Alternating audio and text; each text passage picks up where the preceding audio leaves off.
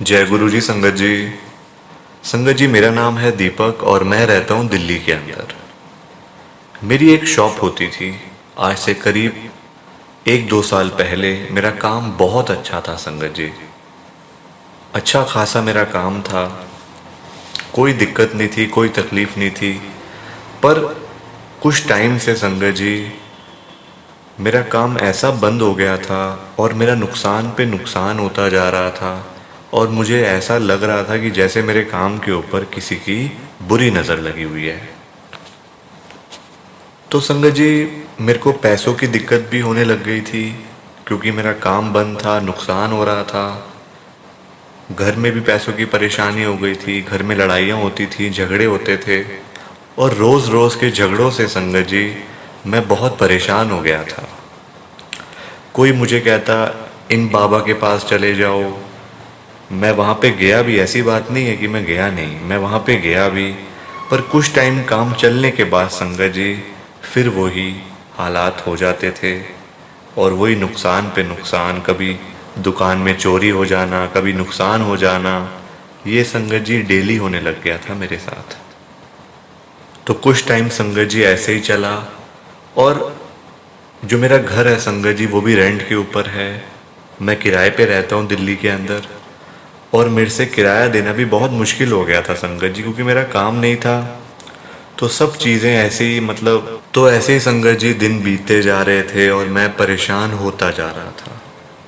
और एक टाइम ऐसा आया कि मेरा मन इतना ज़्यादा तंग हो गया कि बस मैंने कहा कि हे भगवान, मेरा कुछ करो आप, मैं ऐसे नहीं जी सकता। संगत जी, एक दिन मेरा दोस्त है राहुल नाम का, मेरा एक दोस्त है। वो मेरी शॉप के ऊपर आता है, उसको सब कुछ मेरे बारे में पता था। वो जानता था कि मेरा काम नहीं है, नुकसान हो रहा है। तो एक दिन बातों ही बातों में वो मुझे कहता है कि ऐसे करके ना मेरे गुरुजी हैं एक बड़े मंदिर में, छतरपुर में उनका मंदिर है, गुरुजी का आश्रम है। तो तू एक बार मेरे साथ वहाँ पे चल, तुझे बहुत अच्छा लगेगा। और जो तू इतना परेशान रहता है, दुखी रहता है, दुकान पे बैठा बैठा अकेला बैठा रहता है, परेशान होता रहता है, तो एक दिन निकाल के मेरे साथ वहीं चल पड़। तेरा मन बहल जाएगा और अच्छा भी लगेगा तेरे को। संगत जी, मैंने उसकी बात मानी और मैं मंडे के दिन, सोमवार को, मैं उसके साथ में सुबह सुबह बड़े मंदिर में गुरुजी के चला गया। वहाँ जाके तो मुझे ऐसा लगा जैसे मैं कहीं और आ गया हूँ, ये दिल्ली है ही नहीं। क्योंकि मैं जिस इलाके में रहता हूँ दिल्ली के अंदर, वहाँ तो बहुत बुरा हाल है, ट्रैफिक है, बहुत शोर शराबा है संगत जी। पर जैसे मैं बड़े मंदिर की तरफ गया ना, वहाँ मुझे इतनी शांति मिली, इतनी शांति मिली। मुझे लग ही नहीं रहा था कि मैं दिल्ली के अंदर हूँ या दिल्ली से बाहर हूँ। जैसे ही गुरुजी का आश्रम आया, बड़ा मंदिर आया, मेरे दोस्त ने गाड़ी पार्क करी, हम अंदर गए। वो मुझे सब कुछ बताता गया कि ऐसे ऐसे करके तुमने करना है, ऐसे माथा टेकना है और ऐसे बैठना है। उसने मुझे सब कुछ बता दिया था रास्ते में और वहाँ पे जाने से पहले अंदर। संगत जी, वहाँ जाके तो मैं बिल्कुल ही मेरा दिमाग काम करना बंद कर गया था। और जो मेरे दिमाग की टेंशनें थी ना संगत जी, आपको मैं सच बताता हूँ कि मैं जब बड़े मंदिर में जा रहा था ना, रास्ते में मेरे दिमाग में एक ही टेंशन थी कि मेरा काम नहीं चल रहा, मेरा काम नहीं चल रहा, मेरा काम कैसे चलेगा, मैं अपना घर कैसे चलाऊंगा। नुकसान पे नुकसान होता जा रहा है। और जो मेरी दुकान है, जो मेरी शॉप है, वो बंद होने के उस पे आ गई है कि बस अब तो इतना ज़्यादा लॉस हो गया कि मुझे दुकान बंद ही करनी पड़ेगी। पर वहाँ जाके बड़े मंदिर में मेरे को दिमाग में चीज़ें थी नहीं, सारी निकल गई थी, जैसे मुझे कोई प्रॉब्लम है ही नहीं। वहाँ जाके तो मुझे ऐसा लग रहा था। जैसे मैं अंदर गया अपने दोस्त के साथ, माथा टेका, गुरु महाराज के दर्शन करे गुरु जी के। उसके बाद वहाँ पे बैठने का मौका मिला मेन हॉल में गुरु जी के चरणों में। बहुत अच्छा लग रहा था। और मेरे दोस्त ने मुझे एक बात कही थी कि तू ना गुरु जी के जहाँ दरबार है गुरु जी का ना, मेन हॉल में, वहाँ पे जब तू माथा टेकेगा ना, तो अरदास ज़रूर लगाइयो गुरु जी के चरणों में कि जो भी तुझे मतलब जो तेरी प्रॉब्लम है वो बताइयो गुरु जी को। वैसे तो गुरु जी सब जानते हैं, वो तो जान ही जान है संगत जी। उनको तो सब कुछ पता है हमारे बारे में, क्या होना है क्या नहीं होना, वो तो सब जानते हैं।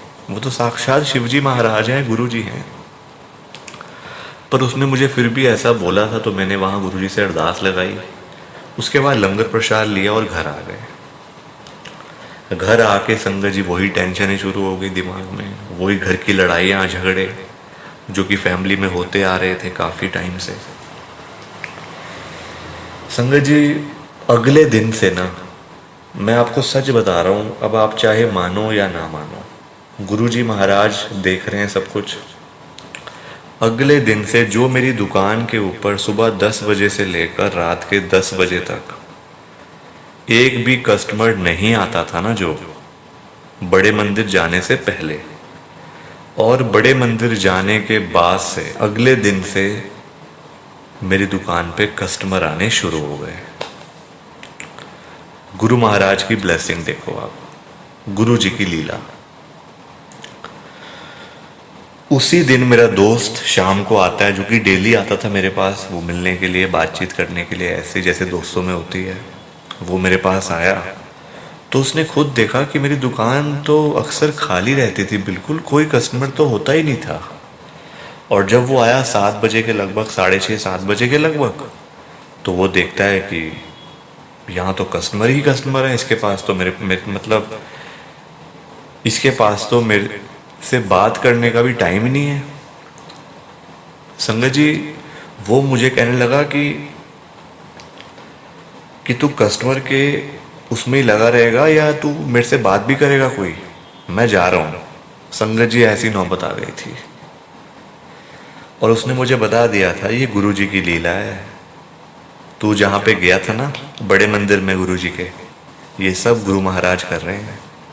तो संगत जी इतना बड़ा चमत्कार मेरे साथ गुरु जी महाराज ने करा, मेरा काम चलाया और आज मेरा काम बहुत अच्छा है संगत जी, बहुत अच्छा है। सिर्फ मैं एक बार बड़े मंदिर में गया हूँ गुरु जी के, उसके बाद मुझे जाने का मौका ही नहीं मिला और एक बारी में गुरु जी ने मुझे ब्लेस कर दिया। तो संगत जी आपको सत्संग कैसा लगा कमेंट करके बताना, लाइक करके शेयर करके जाना संगत जी, ऐसे मत जाना। जय गुरु जी, शुक्राना गुरु जी। संगत जी सत्संग अच्छा लगा तो लाइक करें, शेयर करें और ब्लेसिंग ऑलवेज गुरु जी चैनल के साथ में ही जुड़े रहिए, ताकि आपको गुरु जी के नए नए सत्संग सुनने को मिल सकें। जय गुरु जी संगत जी।